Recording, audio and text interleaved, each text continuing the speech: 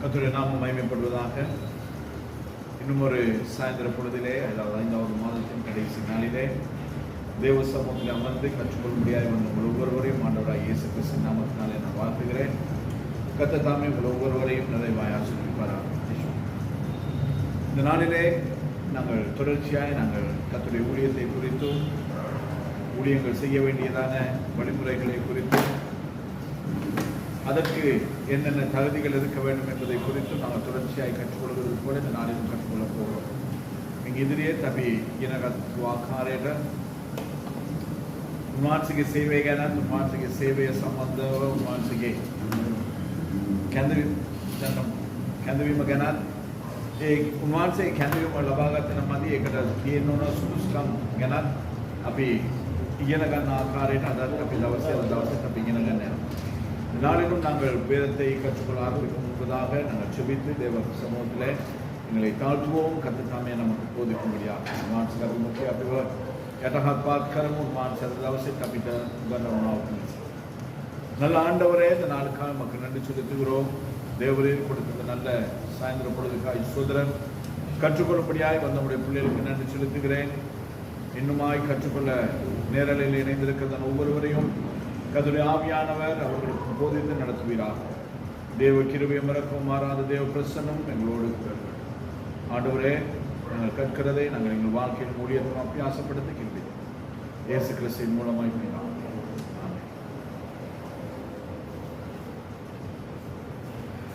கடந்த 4 வாரங்களாக ஊழியத்தின் 4 தலைப்புகளிலே நாங்கள் கற்றுக்கொண்டோம். இந்த நாளிலே இன்னும் ஒரு முக்கிய தலைப்பின் கீழ் நாங்கள் சில காரியங்களை நாங்கள் ஆராயப் போகிறோம். தேவனுடைய அழைப்பிற்கு கீழ்ப்படியாததன் காரணங்கள் ஒரு சிலவற்றை மாத்திரம் நாங்கள் இந்த நாளிலே நாங்கள் பார்க்க போகிறோம். அநேக காரியங்கள் உண்டு. ஆனாலும் இந்த 1 மணி நேரத்துக்குள் எத்தனை காரியங்களை நம்மால் ஆராய்ந்து பார்க்க முடியுமோ அத்தனை காரியங்களை நாங்கள் ஆராய்ந்து பார்ப்போம். தேவனுடைய அழைப்பிற்கு கீழ்ப்படியாததன் காரணங்கள் சில.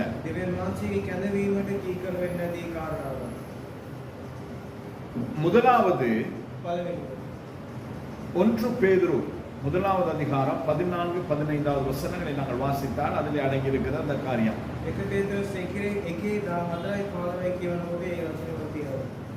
1 பேதுரு 1வது அதிகாரம் 14-15 வசனம். நீங்கள் முன்னே உங்கள் அறியாமையினாலே கொண்டிருந்த இச்சைகளின்படி இனி நடவாமல் கீழ்ப்படிந்த பிள்ளைகளாய் இருந்து உங்களை அழைத்தவர் பரிசுத்தராய் இருக்கிறது போல நீங்களும் உங்கள் நடக்கைகள் எல்லாவற்றிலையும் பரிசுத்தராய் இருங்கள். அதாவது கர்த்தருடைய ஊழியத்திற்கு தேவனுடைய அழைப்பிற்கு வராததன் முதல் காரணம் என்ன என்று சொல்லி உங்களுக்கு தோன்றுகிறது இந்த வாசித்த வசனத்தில்.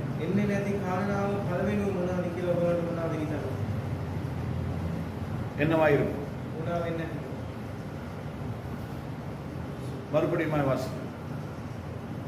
நீங்கள் முன்னே உங்கள் அறியாமையினால் கொண்டிருந்த இச்சைகளின்படி இனி நடவாமல் கீழ்ப்படுகிற பிள்ளைகளாய் இருந்து உங்களை அழைத்தவர் பரிசுத்தராய் இருக்கிறது போல நீங்கள் உங்கள் அடக்கைகள் எல்லாவற்றிலையும் பரிசுத்தராய் இருங்கள். தேவனுடைய அழைப்பிற்கு கீழ்ப்படியாமல் இருக்கிறதற்கு முதலாவது காரணம் என்ன என்று நினைக்கிறீர்கள்?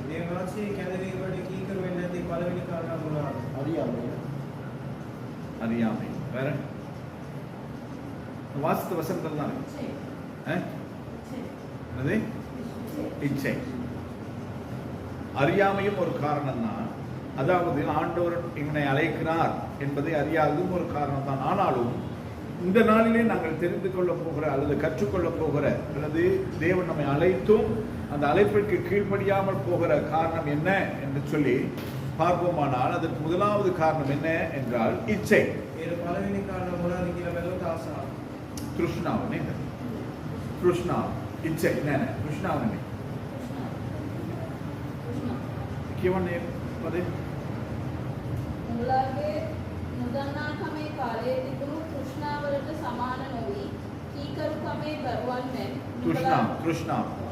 அப்ப நம்முடைய இச்சைகள் தேவனுடைய ஊழியத்துக்கு வந்தால் அது நம்முடைய வாழ்க்கையிலா இருக்கட்டும், ஊழியத்திலா இருக்கட்டும், நம்முடைய அன்றாட கிரியைகளிலா இருக்கட்டும், அதை நிறைவேற்ற முடியாது.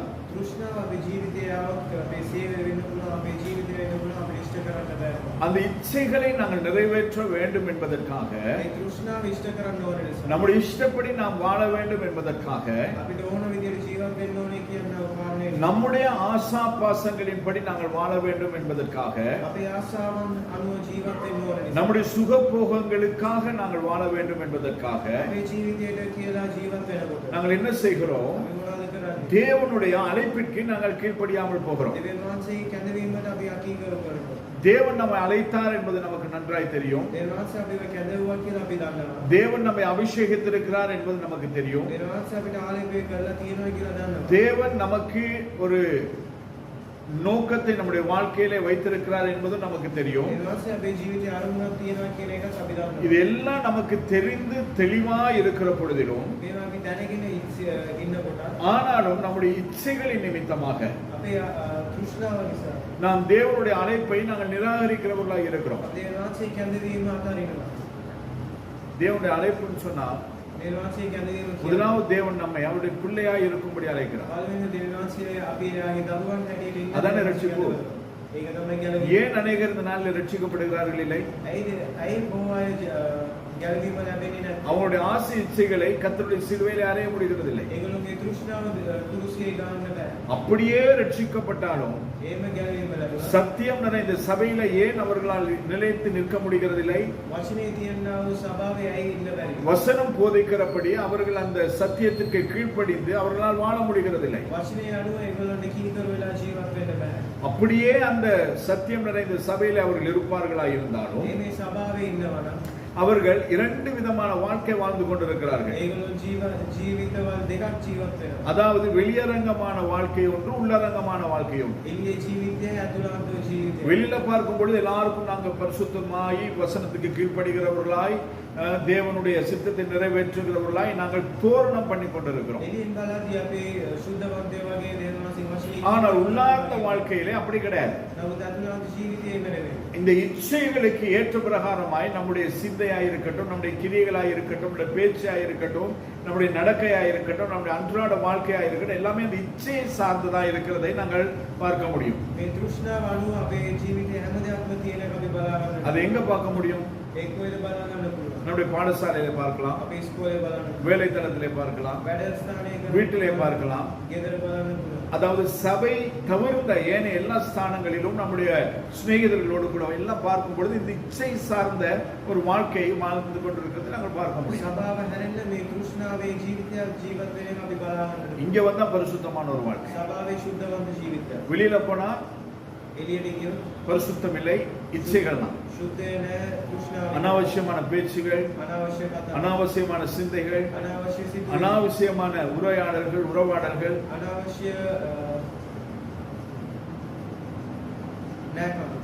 இது எல்லாம் என்ன செய்கிறது? தேவன் நம்மை அழைத்த அழைப்புக்கு நம்மை விட்டு கொடுக்க முடியாதபடிக்கு அது நமக்கு தடையாய் மாறுகிறது. எனவே இப்பேற்பட்டவர்கள் கர்த்தருடைய ஊழியத்திற்கு வருகிறதுக்கு தகுதியும் இல்லை, வரவும் மாட்டார்கள். ஏன் என்று சொன்னால் அவர்களுக்கு தங்களை தேவனுடைய சித்தம் செய்ய விட்டு கொடுக்க முடியாது. அதனால தேவன் அழைத்தாலும் கூட அவர் நேர்ல வந்து பேசட்டும், பேசுவாரா? நேர்ல வந்து பேசக்கூடிய தகுதி ஒன்று இருக்குதா இல்லையா? உங்களுக்கு வெட்டுக்கிளி பார்த்துருக்கீங்களா? வெட்டுக்கிளி பழங்கட்டி பார்த்துருக்கீங்க? அது அந்த கால் 2 வருஷமா அதை பார்த்துருக்கீங்களா? அது எங்க பார்த்தது இல்லையா? கால் 2 வருஷமா அந்த உரசும் பொழுது ஏன் அதை காலை உரசுகிறது என்று சொன்னால், அது அந்த கால் 2 உரசும் பொழுது இந்த முன்னுக்கு இருக்கிற அந்த கால் 2 உரசும் பொழுது அதுல இருந்து ஒரு சத்தம் உண்டாகும். அந்த சத்தம் வந்து 1/2 கிலோமீட்டருக்கு அங்கிட்டு உள்ள இன்னொரு வெட்டுக்கிளிக்கு அந்த சத்தம் கேட்குமா? எவ்வளவு கிலோமீட்டர்? அது என்ன செய்யுது? சத்தம் போடுதான். அது சாதாரண காலை தான் இப்படி ரெண்டு தூக்கி உரைச்சிக்கிட்டு இருக்கு. நாங்கள் அநேக மணி நேரத்தில் நாங்கள் பார்க்கும் பொழுது அந்த என்னது அந்த என்ன சொல்றது இந்த வெட்டுக்கிளி இப்படி நின்று இப்படி ரெண்டு இப்படி உரைச்சிட்டு இருக்கும். எப்போ பார்த்தாலும் உரைச்சிட்டு இருக்கும். அப்ப என்ன செய்யுது? அது இங்கதான் இருக்குது.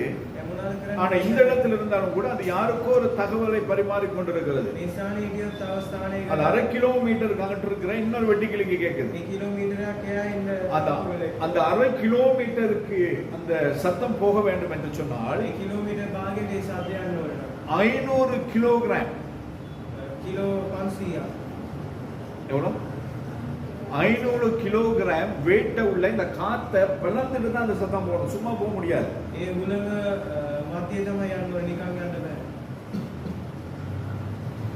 60 கிலோமீட்டர் வேகத்துல காத்தடிக்குது, 70 கிலோமீட்டர் வேகத்துல காத்தடிக்குது. கடலுக்கு போகாதான்னு சொல்லிட்டு இருக்காங்க. அப்படிதான் காலநிலை அறிக்கை சொல்லுகிறது. கடலுக்கு போனவங்க கூட்டிட்டு வந்துடுறாங்க. ஆனால் இந்த வெட்டுக்கிளி என்ன செய்கிறது? தன்னுடைய கால்களை உரசி இன்னொரு செய்தியை இன்னும் 1/2 கிலோமீட்டருக்கு அங்கிட்டு இருக்கிற வெட்டுக்கிளிக்கு அனுப்புகிறது. 500 கிலோகிராம் காற்றை பிளந்து கொண்டு. ஆனா ஞாயிற்றுக்கிழமையா இருக்கட்டும், வேத படிப்பா இருக்கட்டும், வேத வாசிப்பா இருக்கட்டும், கர்த்தர் நேரடியாய் நம்மோடு கூட பேசுகிறதை உணர முடியாத அளவுக்கு நாங்கள் எப்படி இருக்கிறோம்?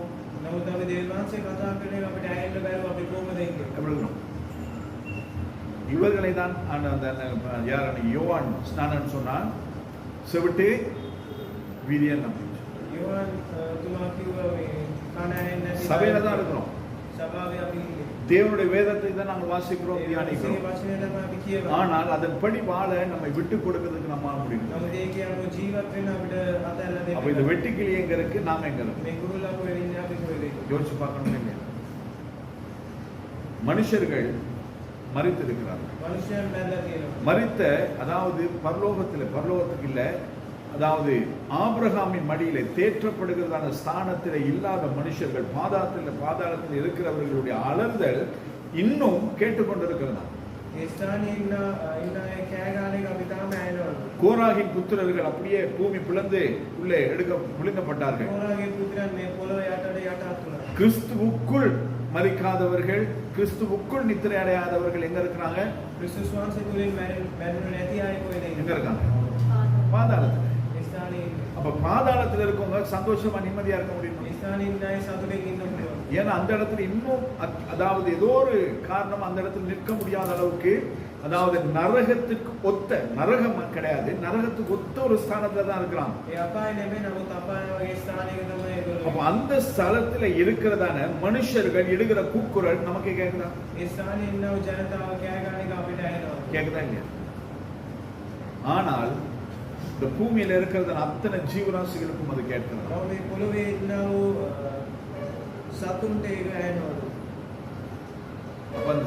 அந்த ஜீவராசிகள் எங்க இருக்காங்க, நாம எங்க இருக்கோம்?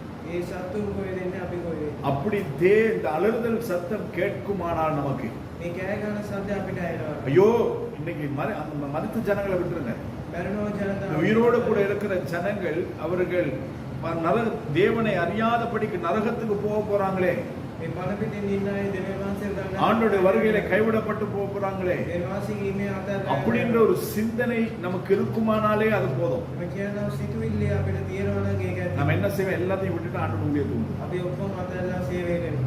இன்னைக்கு ஊழியத்துக்கு வராததுக்கு காரணம், தேவனுடைய அழைப்பை நிராகரிக்கிறதுக்கு காரணம் சாதாரண சொற்ப நாள் இருக்க போகிறதான இந்த இச்சைகளின் நிமித்தமாய், இச்சைகளுக்கு அடிமையாகிறது நிமித்தமாய் என்ன செய்து கொண்டிருக்கிறோம்? தேவனுடைய அழைப்பை நாங்கள் நிராகரித்துக் கொண்டிருக்கிறோம். ரோமர் 8வது அதிகாரம் 6 தொடங்கி 8 வரையிலும் நாங்கள் வாசிக்கிறோம். ரோமர் 8வது அதிகாரம் 6 தொடங்கி 8.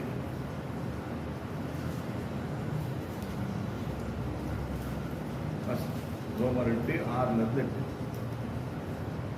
மாம்ச சிந்தை மரணம், ஆவியின் சிந்தையோ ஜீவனும் சமாதானமுமா? எப்படி என்றால், மாம்ச சிந்தை தேவனுக்கு விரோதமான பகை. அது தேவனுடைய நியாயப்பிரமாணத்துக்கு கீழ்ப்படியாமலும் கீழ்ப்படிய கூடாமலும் இருக்கிறது. மாம்சத்துக்கு உட்பட்டவர்கள் தேவனுக்கு பிரியமாயிருக்க மாட்டார்கள். இந்த இடத்துல என்ன சொல்லப்படுகிறது? මේ ස්ථානයේ මොනවද කියන්නේ? முதலாவது இச்சை. இந்த இடத்துல ඉස්සෙල්ලා තෘෂ්ණාව ස්ථානයේ மாம்ச சிந்தை மாம்ச இச்சை, மாம்ச சிந்தை. මාංශයේ තෘෂ්ණාව මාංශයේ සිදුවීම. இல்லையா? மாம்ச இச்சை, மாம்ச சிந்தை. Lust of the flesh. මාංශයේ සිදුවීම. எப்போ பார்த்தாலும் இந்த மாம்சத்தை குறித்து தான் கவலை தான் நமக்கு. හැම වෙලෙම මේ ශරීරය ගැන අපි දුක් වෙන්නේ. இல்லையா? ஊழியத்துக்கு வந்தா மேக்கப் பண்ணல. ஊழியத்துக்கு வந்து மேக்கப் பண்றவங்க இருக்கிறாங்க. සේවයට આવොත් මේකප් කරන්න බෑ. இல்லையா? அதாவது நேற்றைய தினத்துல ஒரு ஊழியக்காரனை காட்டினேன் நான் உங்களுக்கு. ඒ දවසේ මම සේවකයෙක්ව පෙන්නුවා. அவரு என்னது டிண்ட் அடிச்சு அவரை ஸ்ட்ரெயிட் பண்ணி அஞ்சு கைக்கு மோதிரம் போட்டு பிரேஸ்லெட் போட்டு இருக்காரு. தப்பு கிடையாது.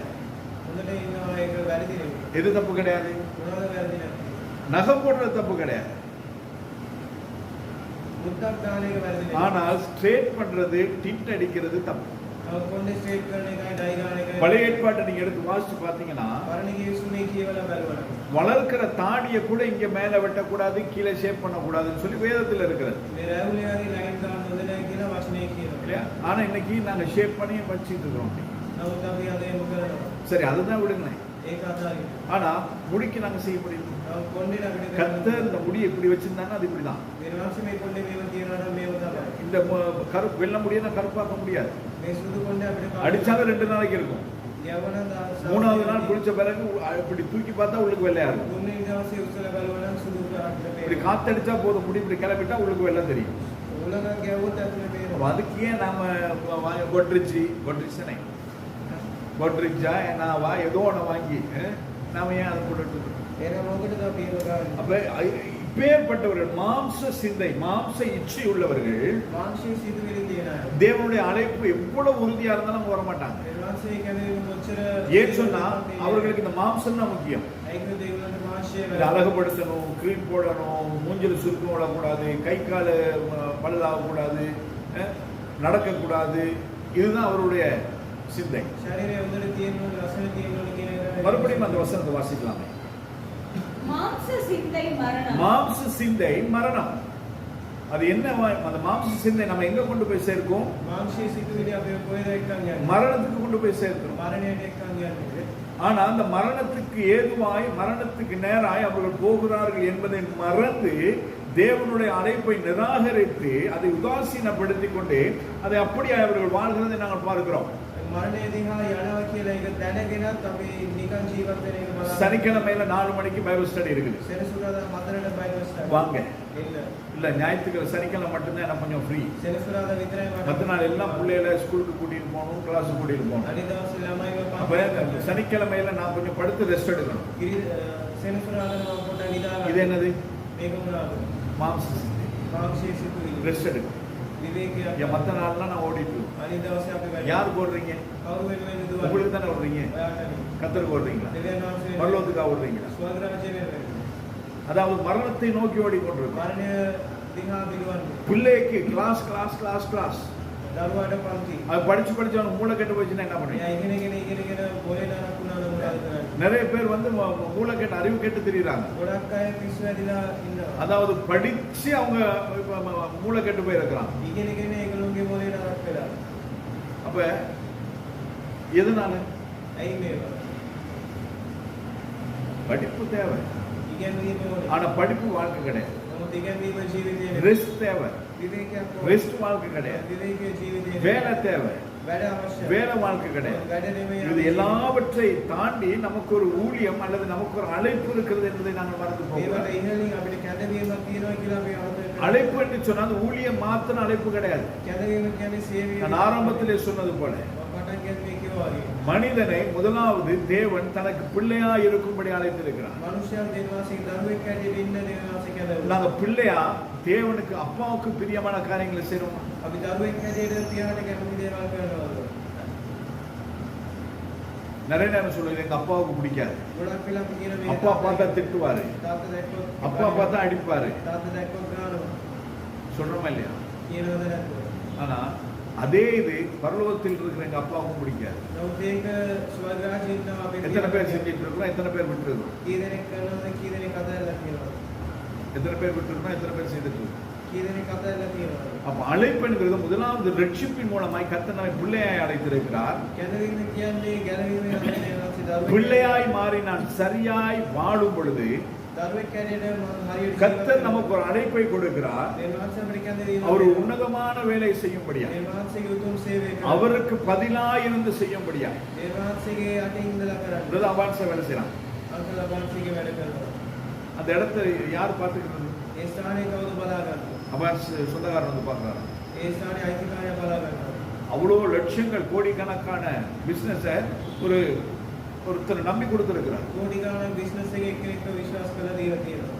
அப்ப ஒரு சாதாரண நிறுவனமே ஒரு மனுஷனை நம்பி இவ்வளோ பொறுப்புகளை ஒப்படைக்குதுன்னா සාමාන්‍ය ස්ථානයක් මිනිසෙක් විශ්වාස தேவன் என்னை நம்பி ஒரு ஊழியத்தை கொடுக்கிறார்னா அது எவ்வளவு பெருசு. දේවාංශ අපේ විශ්වාස කළ සේවයක් දෙනවා නම් ඒ කොච්චර උතුම්ද? சமைக்கிறதா இருக்கட்டும், උයන එක වෙන්න පුළුවන්. பாத்திரம் கழுவுறதா இருக்கட்டும், බලන් හොදන එක වෙන්න. அந்த பாசலை கட்டி ஒரு ஏழை மனுஷனுக்கு கொடுக்கிறதா இருக்கட்டும். ඒ පාසලේ පොතලා තවත් මිනිස්සුන්ට දෙන எத்தனையோ சபைகள் இருக்குதுல்ல, කොච්චර සභාවක් அத்தனை තියෙනවද? சபைகளிலும் செய்யாததை கர்த்தர் ஏன் நம்மை நம்பி கொடுக்கிறார்? මේ සභාවල් වල කරන්නේ නැති ඇයි ஆண்டவர் நம்மை நம்புகிறார். දේවාංශ අපේ நாம் විශ්වාස செய்வோன்றது கர்த்தருடைய எதிர்பார்ப்பு, அவருடைய நம்பிக்கை. කරනවා කියන එක දේවාංශික බලාපොරොත්තුව. மாம்ச சிந்தை. මාංශයේ සිට இன்னைக்கு வந்தவங்களை பார்த்தீங்களா? நீங்க சாப்பாடு வாங்க வந்தவங்க අද කෑම ගන්න ආපු අයව දැක්කද? யார் உண்டு? කවුද? இங்கிலீஷ் பேசுறவங்க. நான் ஜோஷுவாட்டு சொன்னேன், இவங்கெல்லாம் இங்கிலீஷ் சர்வீஸ் கூப்பிடலாமே அப்படி இல்லையா? த பெஸ்ட் ஃபோன் வச்சிருக்கிறாங்க இல்லையா? நான் கூட இவ்வளோ நாள் என்ன வச்சது, என்ன வச்சது, ஸ்மார்ட் வாட்ச் ஒன்று வாங்கணும்னு நானும் ரொம்ப நாளாக தேடிக்கிட்டு இருக்கிறேன். ස්මාර්ට් වොච් එකක් ගන්න බලන් ගියා. ஆனால் ஸ்மார்ட் வாட்ச் கட்டிக்கிட்டு வந்து சாப்பாடு வாங்கிட்டு வராங்க. ස්මාර්ට් වොච් දාගෙන ඇවිල්ලා කෑම අරන් යනවා. ஹேண்ட் பேக் வாங்கிட்டு வந்து ஹேண்ட் பேக் மாட்டிட்டு வந்து பண்ணிட்டு போறாங்க. හෑන්ඩ් බෑග් එකක් දාගෙන அவங்க வாங்குறதுக்கு இல்லை ஃபோன் பண்ணி Maria you are not coming இன்னொரு கேட்குறாங்க, நீங்க வரலையா அப்படின்னு. எதுக்கு? මොකද சாப்பாடு வாங்குறது. කෑම ගන්න. அப்ப இப்பேற்பட்ட ஜனங்களை ஏன் கர்த்தர் இப்ப நம்மகிட்ட அனுப்புறாரு? මේ වගේ ජනතාවල් ඇයි දේවාංශي දැන් අපිට අධිකාව යවන්නේ? இல்லையா?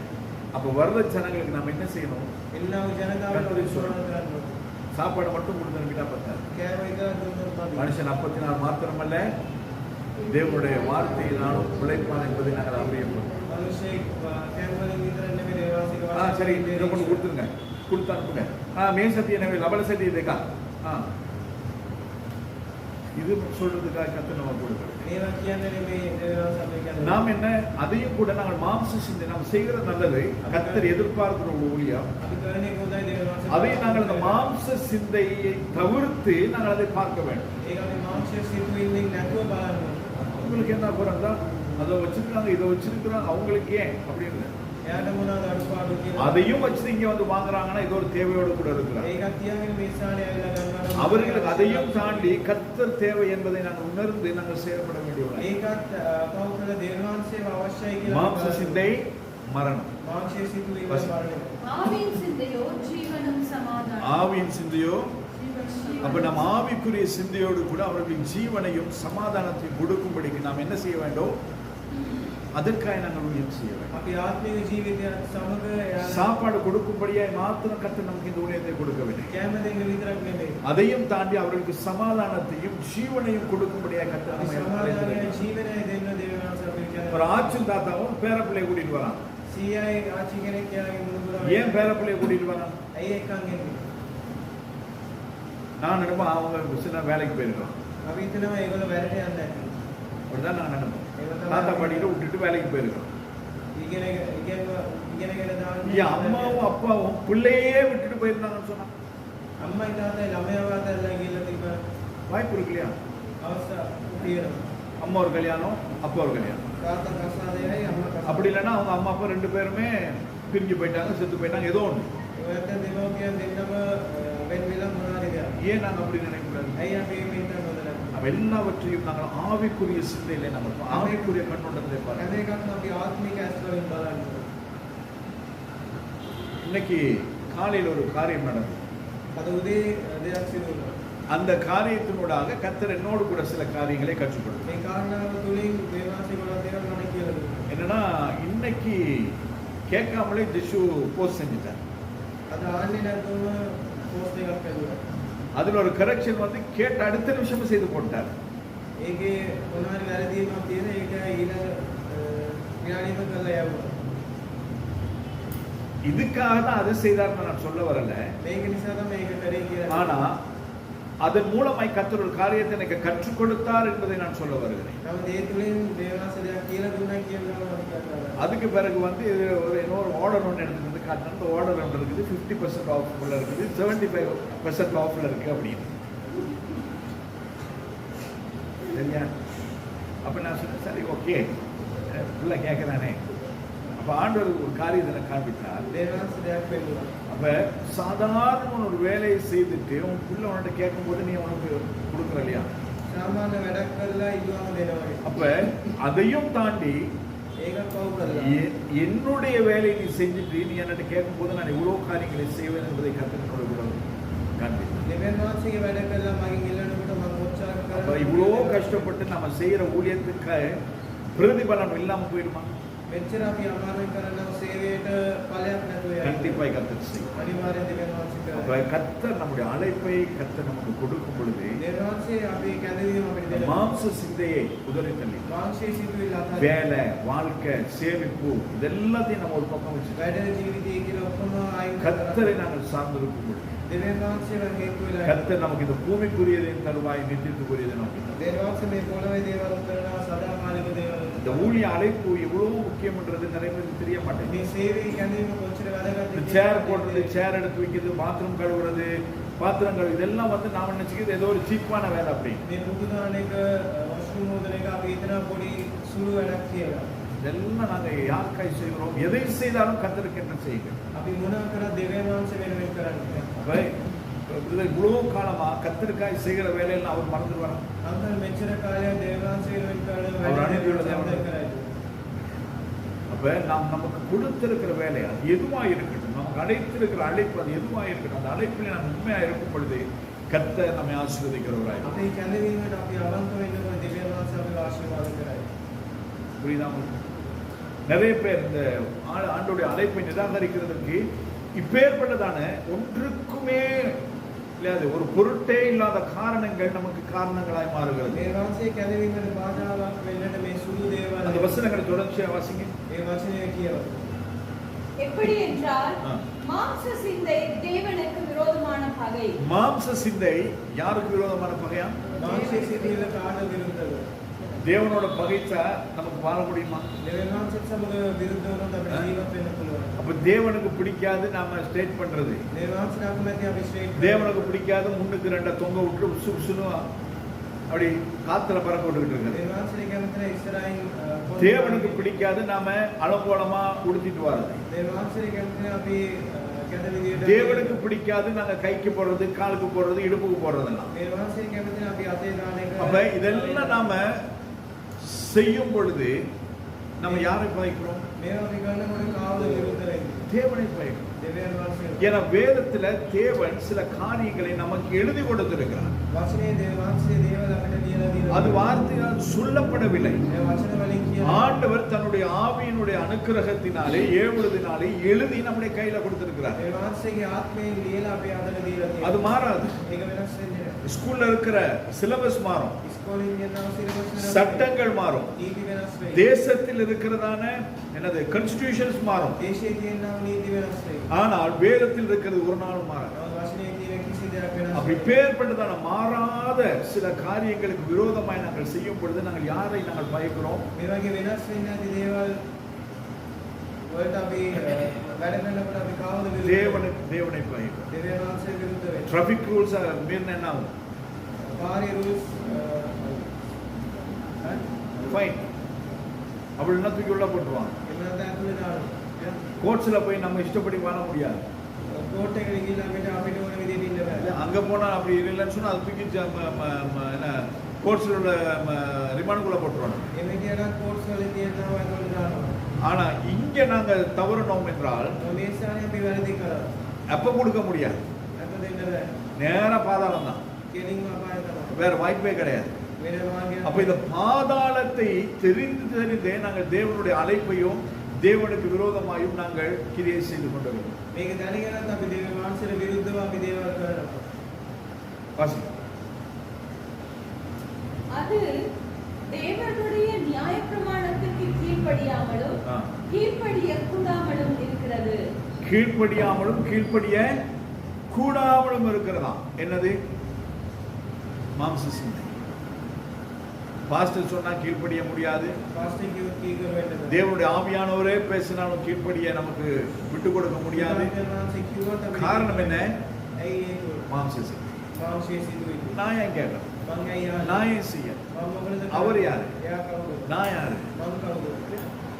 அப்படிதான் நம்ம மாம்ச சிந்தை, மாம்ச இச்சை பரலோகத்துக்கு போக முடியாதபடிக்கும் தேவனுடைய உன்னதமான அழைப்பை நிராகரிக்கும்படியாய் செய்து எவனவே கவனமாக இருக்கிறார். கலாத்தியர் 3வது அதிகாரம் 1வது வசனம். கலாத்தியர் 3:1.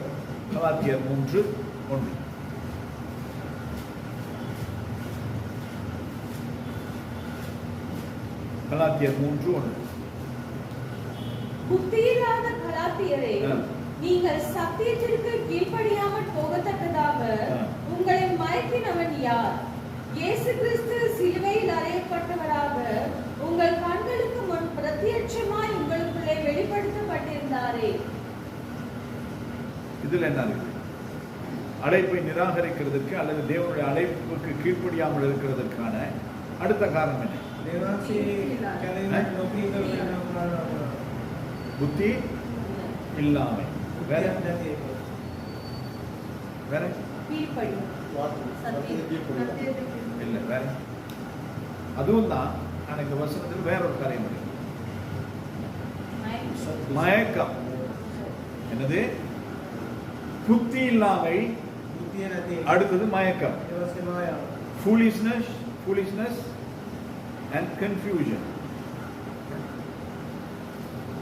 புத்தி இல்லாமையும் மயக்கம். புத்தி இல்லாமை என்று சொன்னால் எவ்வளவுதான் நாங்க படிச்சிருந்தோம், எப்ப எங்க எப்படி நடக்கணும்னு நமக்கு தெரியாது. புத்தி இல்லாம இந்த புத்தி இல்லாத ஒரு எங்க இருக்கிறாங்க? எங்க இருக்காங்க? கலாத்திய சபைக்குள்ள, நம்ம சபைக்குள்ளே இருக்கலாம். எப்படி பேசுறது, எங்க பேசுறதுன்னு சொல்லி, யாரோட பேசுறதுன்னு சொல்லி தெரியாம பேசிக்கொண்டு படிச்சிருக்கலாம். இங்கிலீஷ் கூட பேசுவாங்க. சிலருக்கு வந்து இங்கிலீஷ் பேசினா நினைச்சுக்கிறது அவங்க தான் எலிசபெத் மகாராணிட்டு அடுத்தாள். சிலர் வந்து கொஞ்சம் காசு, ஒரு வாகனம் காசு கொஞ்சம் வச்சிருந்தா அவங்க தான் பில் கேட்ஸுக்கு அடுத்தவங்க நினைச்சுக்கிறது. இல்ல கொஞ்சம் அழகு அப்படி கொஞ்சம் இருந்துச்சுன்னு சொன்னா அவங்க வந்து யாரு உலக அழகு ராணிக்கு அடுத்தவங்க ஃபர்ஸ்ட் ரன்னர் அப்படின்னா அவங்க நினைச்சுக்கிறது. கொஞ்சம் தாளத்துகள் அப்படி இப்படி இருந்துச்சுன்னு சொன்னா அவங்க தான் மைக் டைசன், அதுக்கப்புறம் மைக்கேல் ஜாக்சனுக்கு அடுத்தவங்க நினைச்சுக்கிறது. அவங்க எல்லாம் இருந்த இடம் இல்லாம போயிட்டாங்க. அவங்க ஒருத்தர் போயிட்டாங்க. மைக்கேல் ஜாக்சனுக்கு எத்தனையோ டாக்டர்ஸ் இருந்தாங்க. அவர் சாப்பிடுறது, அவர் ட்ரெஸ் பண்றது, அவருக்கு ஒரு டெய்லி செக்அப். ஆனா அவங்க எல்லாம் சொல்லியிருக்காங்க, உனக்கு ஒன்றும் பிரச்சனை கிடையாது, நீ பல வருஷங்கள் வாழ்வான்னு சொன்னா சிறு வயசுலயே போய் சேர்ந்தான். அப்படி தேவன் கொடுக்கிறதான அந்த அவருடைய அழைப்பை நிராகரிக்கும்படிக்கு நாம் என்ன செய்கிறோம்? படிச்சிருக்கிறோம், ஆனா நமக்கு புத்தி கிடையாது. கர்த்தர் அழைத்திருக்கிறார் கனமான ஊழியத்திற்கு என்பதை தெரிந்து அதை எடுத்துக்கொள்ளும் படிக்க அதிலே நம்மை அதிலே ஒப்பு கொடுக்கும்படிக்கு நமக்கு புத்தி கிடையாது. அடுத்தது மயக்கம்.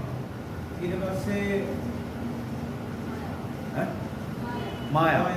மயக்கம் அது சிங்களத்தில் தான் நல்லா இருக்கும். மாயா, அதாவது அது மாயை. ඒ මායාව. அதான் பிரசங்கி புத்தகத்துல ஆரம்பத்திலிருந்து கடைசி வரையும் சொல்றது எல்லாம் மாயை. ඒක තමයි වචනේ කියන්නේ හැම දෙයක්ම මායාව. சூரியனுக்கு கீழே பூமிக்கு மேலே மனுஷன் படுகிற எல்லா காரியங்களும் படுகிற எல்லா பிரயாசங்கள்னாலும் பிரயோஜனமே கிடையாது, எல்லாம் மாயை என்று சொல்லி பிரசங்கி சொல்லுகிறான். මේ පොළේ මනුෂ්‍ය විදිහට දුකේ කිසි ඵලයක් නෑ මායාවක් කියලා. இன்னைக்கு அப்படிதான் மாயை அவர்கள் பின்பற்றி ஓடுகிற ஜனங்களை தான் நாங்கள் சபையிலும் பார்த்து கொண்டிருக்கிறோம். මේ මායාව පිළිපස්සෙන් දුවන ජනතාව තමයි අපි සභාවේ අද බලන්නේ. வேலை வேலை வேலை, වැඩ படிப்பு படிப்பு படிப்பு, ඉගෙනීම. அடுத்து என்னது, அவங்களுக்கு எது மயக்கி வச்சிருக்குதோ அதுக்கு பின்னு ஓட வேண்டியது. ඕන දෙයකට මායාවත් ඒ පිළිපස්සෙන් දුවන. இங்கதான் உட்கார்ந்து இருப்பாங்க. මේ සාරේ තමයි ඉන්නේ. பக்கத்து வீட்டுல பருப்பு கறியாக்கலாம், தாளிக்கிற வாசம் வருது. අලුත් ගෙදර පරිප්පු වදනවා වගේ සුව දෙනවා. அது சாப்பாட்டையே வாங்கினேன். කෑම වලයි බලන්න. காலை சாப்பாடு முடியும் போது பகல் சாப்பாடை பத்தி யோசிக்கும். උදේ කෑම ඉවර වෙනකොටම දවල් பகல் சாப்பிட்டுக்கிட்டே நைட்டுக்கு என்னன்னு கேட்கறான். දවල් කන ගම රැට මොනවද? சாப்பாட்டுல மயக்கம் அவனுக்கு. කෑම වල මායාව. நிறைய பேர் பாருங்க குடியில மயங்கி இருப்பான். ගොඩක් අය බොන එකේ මායාව. இன்னைக்கு ஐஸ்ல எவ்வளவு பேர் மயங்கி இருக்கிறான். කී දෙනෙක් අයිස් වලට යටත් වෙලා. சிலர் போன்ல அனாவசியமான காரியங்களை பாருங்க. සමහර අය ෆෝන් එකේ අනවශ්‍ය දේවල් බලනවා. அதுக்குன்னு பல சைட்டே இருக்குது. ඒකටම කියන සයිට්ස් ගොඩක් තියෙනවා. இது ஓபன் ஆகலையே அடுத்தது මේක ඕපන් වෙන නැත්නම් අනිත් එක. மயக்கம். මායාව. இதெல்லாம் விட்டு வர முடியாத நிமித்தமாய் ඒ වතල්ලා එන්න බැරි නිසා. அவர் என்ன செய்கிறார்கள், ඒගොල්ලෝ මොනවද කරන්නේ? தேவனுடைய அழைப்பை அவர்கள் நிராகரித்து கொண்டார்கள். දේවාංශයේ කැඳවීම අතාරිනවා. அப்ப முதலாவது இச்சை, ඉස්සෙල්ලාම කෘෂ්ණාව. இரண்டாவது மாம்ச சிந்தை, දෙවෙනුව මාක්ෂිස්. மூன்றாவது புத்தி இல்லாத தனம், மயக்கம். බුද්ධිය නැතිකමයි. இப்படியே நாங்க இன்னும் ஒரு காரியத்தை பார்ப்போமானா, අපි තව දෙයක් 1 கொரிந்தியர் 7வது அதிகாரம் 21வது வசனம். 1 කොරින්ති 8:21. 1 கொரிந்தியர் 7:21. 1 කොරින්ති 8:21. அடிமையான நீ அழைக்கப்பட்டிருந்தால் கவலைப்படாதே. நீ சுயாதீனனாக கூடுமானால் அதை நலம் என்று அனுசரித்துக் கொள். புரிஞ்சுதா அந்த வசனம்? මේ වචනේ තේරුණා. மறுபடியும் வாசித்து சொல்லுங்க. உங்களுடைய தேவனுடைய அழைப்பை நாங்கள் நிராகரிக்கிறதுக்கு அடுத்த காரணம் என்ன? දේවාංශයේ කැඳවීම අතාරින එකට ඊළඟ කාරණාව වුණා. வாசி. அடிமையாய் நீ அழைக்கப்பட்டிருந்தால் கவலைப்படாதே. நீ சுயாதீனனாக கூடுமானால் அதை நலம் என்று அனுசரித்துக் கொள். சொல்லுங்க. தேவனுடைய அழைப்புக்கு கீழ்ப்படியாமல் போறதுக்கு காரணம் என்ன? දේවාංශයේ කැඳවීම அடுத்த යටත් වෙන්න නැති කාරණාව. அடிமையாயிருக்கு. මහල්ලෙක් කැණියද? நீ யாருக்கா விருப்பமா? කාටරි කැමතිද? நேத்து ஒரு சகோதரி, நம்முடைய சகோதரி ஒரு கதை சொன்னாங்க. මේ දවසේ ඇතිගෙන කතාවක්. கதை அல்ல, அது உண்மை சம்பவம். කතාවක් නෙමෙයි ඇත්තට වුණා. அவங்க சொல்லியிருக்காங்க 10ஆம் தேதி ஒரு விசேஷ கூட்டம் இருக்குது, அதுக்கு நீங்க வாங்க. දැන් කියලා තියෙනවා 10 වෙනිදා විශේෂ සේවයක් තියෙනවා එන්න. அப்ப அந்த பக்கத்துல அந்த சகோதரி சொன்னாங்களாம், ඊට එයා நீங்க கூப்பிட்டா எங்களுக்கு வர முடியாது, ඔයාලට කැමති කියලා අපිට එන්න බෑ. உங்க பாஸ்டருக்கு இன்விடேஷன் கொடுத்தாதான் வருவோம். ඒ පාස්ටර් ඉන්විටේෂන් දුන්නොත් තමයි එන්නේ. அதாவது இங்க வாங்க, கர்த்தர் உங்களோட கூட பேசுவாருன்னு நாம கூப்பிடுறோம். මේ සාරියට එන්න දෙවියන්වහන්සේ කතා කරයි කියලා உங்கள் சூழ்நிலை மாற்றுகிறதற்கு கர்த்தர் ஒரு வழியை காண்பிப்பார் என்று நாங்கள் கூப்பிடுகிறோம். ඔයගොල්ලෝගේ වාතාවරණය වෙනස් කරන දෙවියන්වහන්සේ. அப்ப இவங்களுக்கு இன்விடேஷன் கொடுக்க அது யார் கூப்பிடணுமா? நான் கூப்பிடணுமா? මේගොල්ලන්ට ඉන්විටේෂන් දීලා මම ගන්න ගන්නවා. அப்ப ஆண்டவர் என்ன செய்யணும்? அதான் நம்ம பிள்ளைங்க சொல்லியிருக்காங்க, ඒක අපි දරුවන් කියලා. ஆண்டவர் இன்விடேஷன் கொடுத்தாதான் பரலோகம் போவாங்களா, இல்லாட்ட போக மாட்டாங்க. දෙවියන්වහන්සේ ඉන්විටේෂன் දුන්නොත් තමයි ස්වර්ගராජයට යන්නේ නැත්නම් நாம் எதற்காக அழைக்கப்பட்டிருக்கிறோம்? අපි කොහොමද කැඳවලා තියෙන්නේ? அடிமையாக இருக்கும். වාල්ුණ හැටියට. அடிமையின் ரூபம் எடுத்து වාල්ලේගේ රූපය අරන් சிலுவையின் மரண பரியந்தம் என் ஆண்டவர் தன்னை தாழ்த்தினார். කුරුසේ මරණය දක්වා දෙවියන්වහන්සේ ஆனா இன்னைக்கு நம்மால தாழ்த்த முடியும். නමුත් අද දිනේ අපිට ඒක කරන්න බෑ. ஆண்டவர் தன்னுடைய சீஷருடைய கால்களை கழுவும் அளவுக்கு தன்னை தான் தாழ்த்தினார். දේවාංශي තමන්ගේ ගෝලයන්ගේ දෙපම් හොදන්න තරම් යා. அது எல்லாத்தையும் விடுங்களேன். ඒවතරයි. சர்வ வல்லமையுள்ள தேவன், සර්ව බලධාරී வார்த்தையினால் இந்த முழு உலகத்தையும் உண்டாக்கினவர், වචන වලින් මේ உலகத்தில் இருக்கிற அத்தனை சிருஷ்டிப்புகளையும் வார்த்தையினால் உண்டாக்கினவர், මේ ලෝකේ තියෙන සියලු மனுஷனை தன்னுடைய கையினால் உண்டாக்கி මනුෂ්‍යව යාගේ අත්වලින් அவருடைய இந்த நாசிக்கு යාගේ නායක அவர் தன்னுடைய ஜீவ சுவாசத்தை ஊதும் அளவுக்கு தன்னை பூமிக்கு தாழ்த்தினார். දේවාංශයේ ජීවනයේ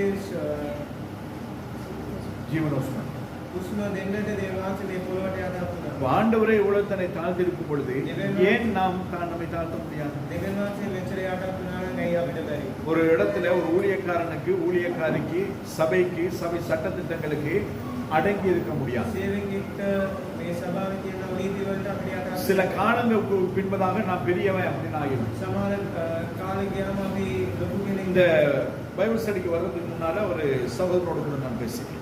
බයිබල් ස්ටඩි එකේ කලින් සහෝදරයෙක් එක්ක කතා කරා. அவர் சில வருஷங்களுக்கு முன்பதாக நான் நினைக்கிறேன் ஒரு 7-8 வருஷங்களுக்கு முன்பதாக අවුරුදු 7-8කට කලින් குடும்ப பிரச்சனை මේ පෞල් ප්‍රශ්න அடிதடி அப்பப்போ பிரிஞ்சு போயிடுவாங்க.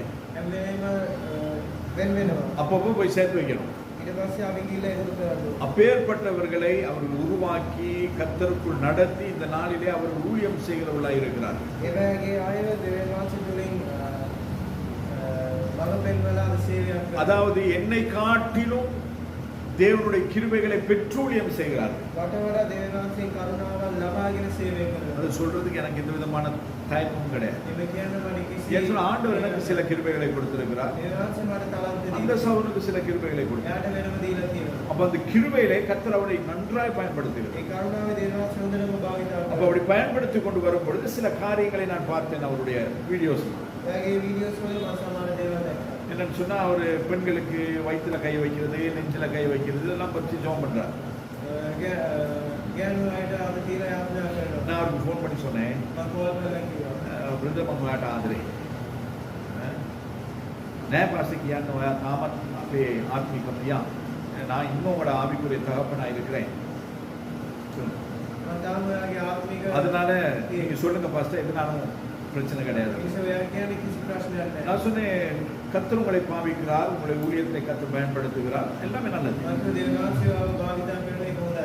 ஆனால் எல்லா நாளும் எல்லா நேரமும் ஒன்று போல இருக்காது. දැක හැමදාම එක විදියට තියෙන්නේ. நீங்கள் ஆவில ஜெபம் பண்ணும் பொழுது ஊழியம் செய்யும் பொழுது நீங்க கையை வைக்கிறது நீங்க மாம்ச சிந்தை உங்கள்ட்ட கிடையாது. යාඥා කරද්දී අද තියෙන එක මාක්ස් நீங்க கை வச்சு ஜெபம் பண்ணும் பொழுது கர்த்தர் சுகத்தை கொடுக்கிறார். අද තියෙන යාඥා ஆனால் அதையே தவறாய் பயன்படுத்துகிறவர்கள் உங்களுக்கு பிரச்சனை ஏற்படுத்துகிறதுக்கு பாவிக்கிறவர்கள் ஏராளமா இருக்கிறாங்க. ඒ දේම ඔයාට විරුද්ධව කතා කරන අය ගොඩක් ඉන්නවා. அதனால் இப்பேற்பட்ட காரியங்களை நீங்கள் வீடியோலையும் போட வேணாம் இப்பேற்பட்ட காரியங்களை செய்யாதபடிக்கு பார்த்துக்கொள்ளும். ඒ නිසා මේ වගේ දේවල් වීඩියෝ දාන්න එපා කියලා මම කිව්වා. சொன்ன பொழுது கேட்டார் இந்த காரியங்கள் ஒரு வாரம் என் மைண்டில் ஓடிக்கிட்டே இருக்குது. කිව්වා මේවා සතියක් තිස්සේ මගේ ඔළුවේ கர்த்தர் உங்கள் மூலமா என்னோட கூட பேசு. දේවාංශය තුලින් මාත් එක්ක කතා කරා. அவர் பேச வேண்டிய அவசியமே கிடையாது. ඊට කතා කරන්න අවශ්‍ය அவர் நம்முடைய சபையும் கிடையாது. නැහැ. අපේ සභාව නෙමෙයි. அவர் நம்மோட கூட ஐக்கியத்திலையும் கிடையாது. අපිත් එක්ක එක ஐக்கியத்துல கிடையாதுன்னா அவர் என்னோட பேசுவார் நான் அவரோட பேசுவோம் அவ்வளவுதான். අපි දෙන්න කතා කරගන්න. இதை சொல்ல வேண்டிய அவசியமும் எனக்கு கிடையாது. මේ කියන්න අවශ්‍ය මට නැහැ. ஆனால் நாம் செய்கிற ஊழியம் யாருக்கு? නමුත් අපි කරන සේවය කර්තருக்கு.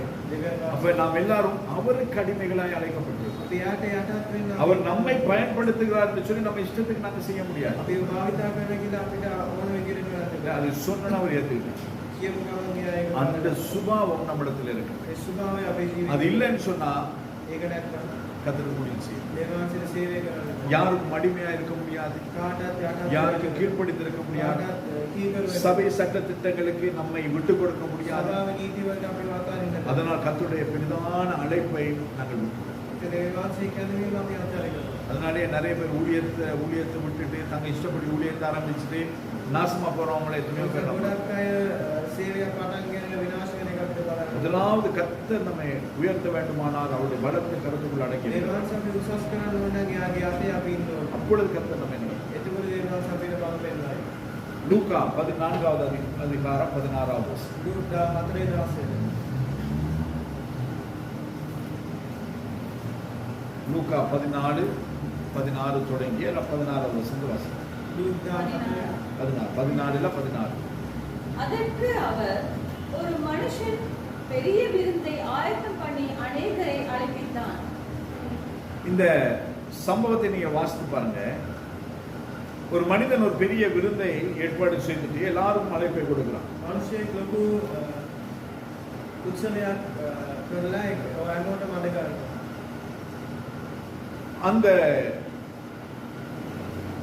பண்டிகை அல்லது அந்த விருந்து இந்த நாள்ல நடக்கும் சொல்லி அது தீர்மானிக்கப்பட்டிருக்கிறது. ඒ උත්සවයේ මේ දිනේ පැවැත්වෙනවා කියලා තීරණයක් කරලා තියෙනවා. அப்ப முன்கூட்டியே எல்லாரும் சொல்லியாச்சு.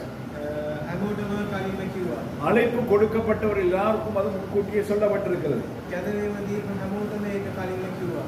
ஆனால் தகுந்த அந்த நாள் வந்த பொழுது නමුත් මේ දිනේ ආවා. அழைக்கப்பட்டவர் என்ன சொல்றாங்க? කැඳවීම ලැබිච්ච අය මොනවද කියන්නේ? ஒவ்வொருத்தரும் ஒவ்வொரு போக்கு சொல்றாங்க. හැමෝම කාරණාවක් කිව්වා. சனிக்கிழமை பைபிள் ஸ்டடி இருக்கிறது நமக்கு தெரியும். සෙනසුරාදා බයිබල් ස්ටඩි එක. ஒவ்வொரு மாதமும் முதலாவது ஞாயிற்றுக்கிழமை திருவிருந்து ஆராதனை இருக்கிறது. அதுக்கு பிறகு என்னது ஐக்கிய போஜனம் இருக்கிறது. அதற்கு பிறகு ஊழியம் செய்கிறவருடைய கூட்டம் இருக்கிறது என்று சொல்லி எல்லாருக்குமே தெரியும். හැම මාසෙම පළවෙනි ඉරිදා කෑම තියෙනවා. මේ මාසෙ ஒவ்வொரு புதன்கிழமையும் சகோதரி ஜெபம் இருக்குன்னு தெரியும். හැම සතියෙම දවස් வெள்ளிக்கிழமை ஜெபம் இருக்குன்னு தெரியும். යාත්‍රාවක් තියෙන එක අපි දන්නවා. இதெல்லாம் தெரிஞ்சிட்டோம். මේවා දැනගෙන சில காரியங்கள் தவிர்க்க முடியாதது ஓகே. සමහර දේවල් අතාරින්න බෑ ඒක අවුලක් නැහැ. ஆனால் சில காரியங்கள் தவிர்த்துட்டு நாம் இங்க வரணும். නමුත් සමහර දේවල් අපි අතාරින්න මේ ස්ථානයට එනවා. மாசத்துக்கு ஒரு நாள் தான் நம்முடைய திருச்சபையிலே திருவிருந்து. මාසෙ ඉස්සරයයි දේවාසී මේෂය අපි සභාව. அப்ப அந்த திருவிருந்துக்கு நாங்க வரணுமா வரக்கூடாது? දේවාසී මේෂයට අපි එන්න ඕනද නැද්ද? சபை கூடுதல் ஞாயிற்றுக்கிழமை அத்தனையும் இருக்கு. සභාවේ හැම ඉරිදාම තියෙනවා. அதை நாங்கள் விட்டு விட முடியுமா முடியாதா? ඒක අපිට අතාරින්න පුළුවන්ද බැරිද? அப்ப இது தெரிந்தும் நம்முடைய சபையிலே அநேக காரியங்களை அன்னைக்கு தான் செய்வாங்க. මේක දැනගෙන සභාවේ ගොඩක් අය அதே போல இந்த இடத்துல ஒரு விருந்து ஏற்பாடு செய்யப்பட்டிருக்கிறது. මේ ස්ථානයේ උත්සවයක් පැවැත්වෙනවා.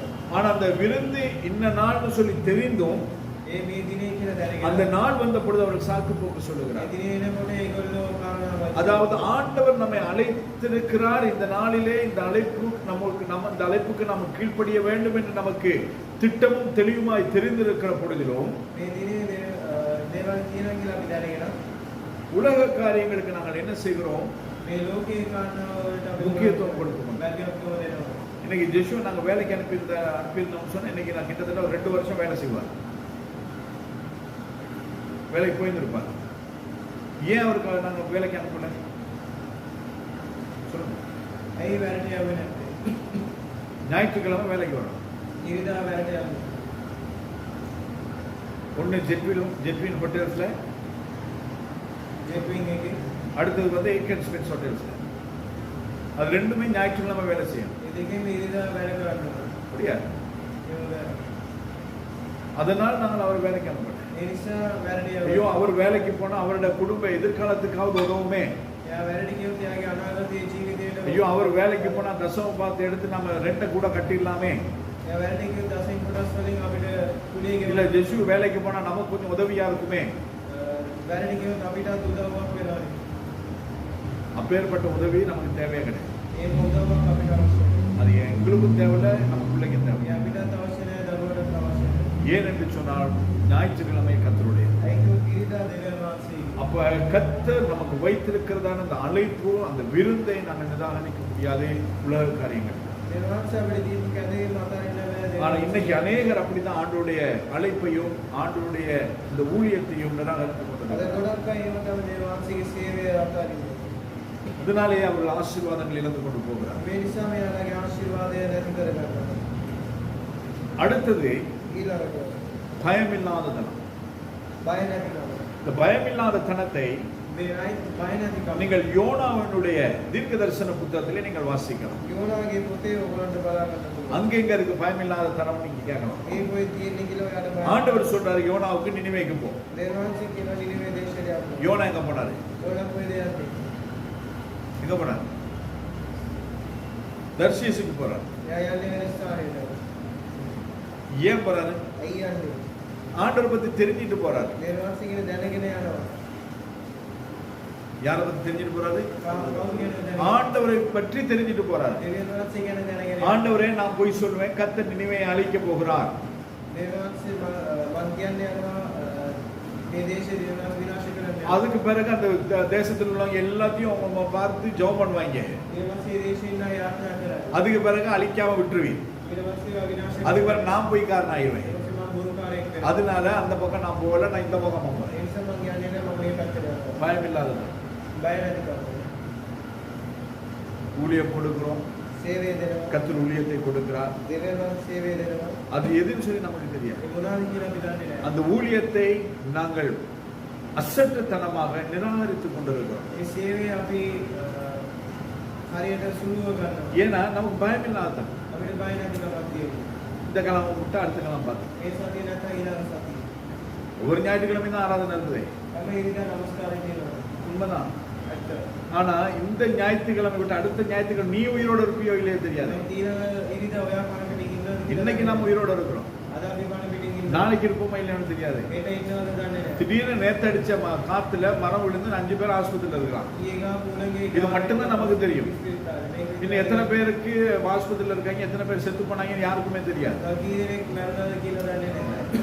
அப்ப நம்ம ஜீவன் நம்முடைய கருத்துல இல்லை. අපේ ජීවිතය අපේ අතේ නෙමෙයි. ஆனால் இன்று நாங்கள் பயமில்லாதபடிக்கு நாங்கள் நம்முடைய வாழ்க்கையை நாங்கள் வாழ்ந்து கொண்டிருப்போமானால் නමුත් අද බය නැතුව අපේ ජීවිතේ தேவனுடைய அழைப்புக்கு நாங்கள் மறு உத்தரவு சொல்லாதபடி நம்ம இஷ்டத்துக்கு வாழ்ந்து கொண்டிருப்போமானால் දේවාංශය කැඳවීමට අපි විරුද්ධව වෙනවා.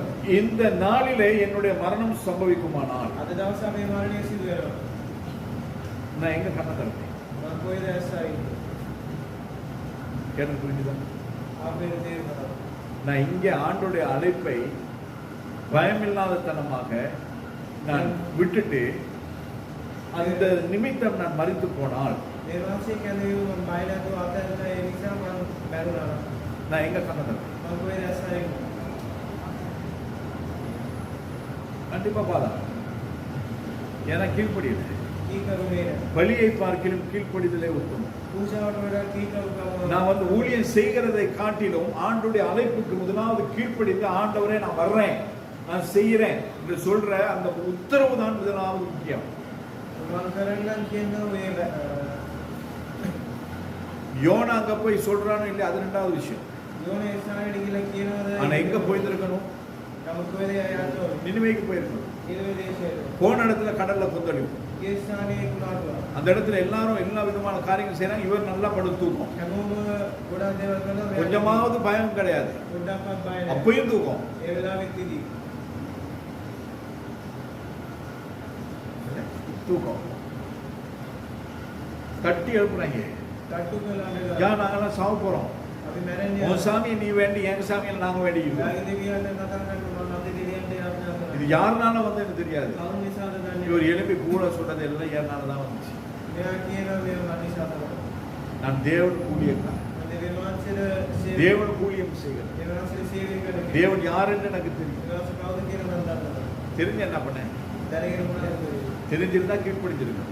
දැන් ගන්නවා. இன்னைக்கு அப்படிதான் நிறைய பேருக்கு தெரியும், கர்த்தர் யாருன்னு தெரியும், ஆண்டவர் யாருன்னு தெரியும். දෙවියන් වහන්සේ කවුද කියලා ஆனா දන්නවා. அவருடைய சத்தத்துக்கு கீழ்ப்படி என்ன பண்ணணும்? එයාගේ මණ්ඩලට කීකර ஒரு වෙන්න. பயம் இல்லாததான். බය නැති කම. டீச்சருக்கு பயப்படுற பயம் கர்த்தருக்கு பயப்படுறது கிடையாது. ටීචර්ට බය වෙන එක දෙවියන් වහන්සේ. போலீஸ்காரனுக்கு பயப்படுற பயம் கர்த்தருக்கு பயப்படுறது கிடையாது. පොලිසියට තියෙන බය දෙවියන් වහන්සේට නැහැ. எலக்ட்ரிசிட்டி போர்ட்ல மீட்டர் எழுத வருவான், இன்னைக்கு வருவான், அவன் வராதனால எழுதி வீட்டில் இருக்கலன்னா அவன் வந்து வேற என்ன சரி செஞ்சுட்டு போயிடுவான், பொய் மீட்டர் எழுதிட்டு போயிடுவானே. அதுக்காக மீட்டரை பார்த்துக்கிட்டு உட்காந்து இருக்கிறவங்க வீட்டில் நிறைய பேர். බිල් එක එනවා කියලා කියන බලන් ඉන්නවා. ஆமா இல்லையா? හොඳ නැහැ. மீட்டர்காரன் வந்துட்டு போயிடுவான் அப்படின்னு அது ஒரு பயம். මීටර් කාර්යය ඇවිල්ලා යයි කියලා බය. ஆனா நான் சர்ச்சில் போயிட்டு ஆண்டோட ஊழியம் செய்யலைன்னா என் ஜீவனையே போயிடும்ன்றதுக்கு குறிச்சு பயமே கிடையாது. සභාවට කියලා සේවය කරන්නේ නැත්නම් මගේ ජීවනය යයි කියලා බය නැහැ. இன்னைக்கு எதற்கெல்லாம் பயப்படணும் அதுக்கெல்லாம் பயப்படுறது கிடையாது. අපි මොකටද බය වෙන්න ඕනේ? ඒවට බය වෙන්නේ නැහැ. பயப்பட தேவையில்லாத காரியங்கள் பயப்பட்டு கொண்டிருக்கிறோம். බය වෙන අවශ්‍ය නැති දේවල් වලට சிலர் நிறைய பெற்றோர் ගොඩක් දෙමාපියෝ. நாங்கள் கிறிஸ்தவர்கள் என்று சொல்றதுக்கு பயம். අපි ක්‍රිස්තියානි කියලා කියන්න බයයි. ஏன் பிள்ளைய ஸ்கூல்ல இருந்து விலக்கிடுவாங்க? ඒක දරුවව ඉස්කෝලෙන් අයින් කරා. வழக்கு போடு, උසාවියට வழக்கு යන්න. போடு. நான் கிறிஸ்தவர், இந்த தேசத்துல நமக்கு எந்த மதத்தையும் நம்ம அனுஷ்டிக்க முடியும். මේ දේශය අපි ඕන ஆகமா. ආගමකට අපි පසුපදින්න. அப்ப நான் ரட்சிக்கப்பட்டவன் ஒரு சபைக்கு போறவன்னு சொன்னா ஜோசப்ஸ்ல இருந்து விலக்கிடுவாங்க, සභාවට යනවා කියලා දැනගත්තොත් ජෝසප් பிரிஜெட்ஸ்ல இருந்து விலக்கிடுவாங்க, බිස්නස් වලින් අයින් කරා. குட்ஷபெட்ல இருந்து விலக்கிடுவாங்க, ෂෙපර්ඩ් වලින් අයින් කරා. சரி ஆந்தனிஸ்ல இருந்து விலக்கிடுவாங்க. ඇතලිස් වලින් අයින් කරා. அதனால நாம என்ன சொல்றது? ඒ නිසා අපි මොනවද කියන්නේ? கேத்தலிக். අපි කැදලු. கேத்தலிக் இல்ல, என் பிள்ளை வராது, நாங்க சண்டே ஸ்கூலுக்கு அங்க தான் போகணும், ஏன் சொல்ல முடியாது? මගේ දරුවා එන්නේ නැහැ සන්ඩේ ස්කූලේට තමයි යන්නේ කියලා කියන්න බැරි. உன் பிள்ளை எதிர்க்கான எங்கேயோ போய் நின்றோம். ළමයාගේ අනාගතය වැරදි. ஏன் உனக்கு நீ இந்த தேசத்தில் ஒரு மகளாய் இருந்தால் ඔයා මේ දේශයේ කෙනෙක් නම් நீ போய் ஏன் என் ஸ்கூல்ல நான் ஒரு ரசிக்கப்பட்ட நான் பைபிள் சர்ச்சுக்கு போறேனால என் பிள்ளைய ஸ்கூல்ல விட்டு விலகிதான் வழக்கு போடல் மேலதான் සභාවට යනවා කියලා දරුවා වස් කරා කියලා උසාවියට යන්න පුළුවන්. முடியும். පුළුවන්. ஆனாலும் செய்வது கிடையாது. නමුත් කරන්නේ නැහැ. அதனாலே அநேகருடைய வாழ்க்கையில தேவனுடைய அழைப்பு அவர்களை கடந்து போய் ඒ கொண்டிருக்கிறது. නිසා ගොඩක් අය ජීවිතයේ දෙවියන්වහන්සේ ஆசீர்வாதத்தை பிள்ளைகளும் சரி பெற்றோரும் சரி இழந்து ඒ கொண்டிருக்கிறார். ආශිර්වාදයේ ළමයි දෙවියන්ගේ දෙන්නම අතරිනවා. நம்ம பிள்ளைகள் அப்படிதான். நமக்கும் கவர்மெண்ட் ஸ்கூல் கிடைக்கல. අපේ ගාමන් ස්කූල් අම්මේ எங்க போறதுன்னு தெரியல, சும்மா தான் வச்சிருந்தோம். ඔය යන්නේ කියලා ரோட்ல கண்டு பேசி ஜெஷுவா ஸ்கூலுக்கு எடுத்தான். පාරේ දැකලා කතා කරලා ළමයි ඉස්කෝලේ எதுக்கு? මොකටද? இதான் கர்த்தர் நமக்கு செய்த காரியம். දේවාස අපිට කරන්න අවශ්‍යයි. நம்ம புள்ள படிக்கல, අපේ ළමයි ඉගෙන நம்ம புள்ள இங்கிலீஷ் பேசுவான். අපේ ළමයි இங்கிலீஷ்ல படிச்சு இங்கிலீஷ் மீடியம் தான் படிச்சது.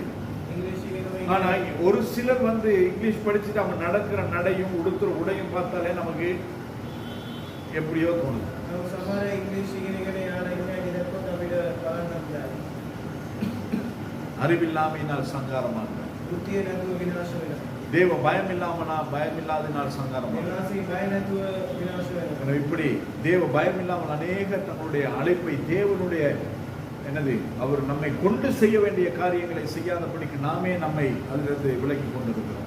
අපි විදියට දේවාස කරන්නව දේවල් කරන්නේ නැතුව අපි துரிதமா இதை வாசித்து முடிக்கலாம். ඉක්මනට මේ நீதிமொழிகள் 22வது அதிகாரம் 13வது வசனம். நீதிமொழிகள் 22:13. இதோபதேசி விசிதங்கே தாத்மா.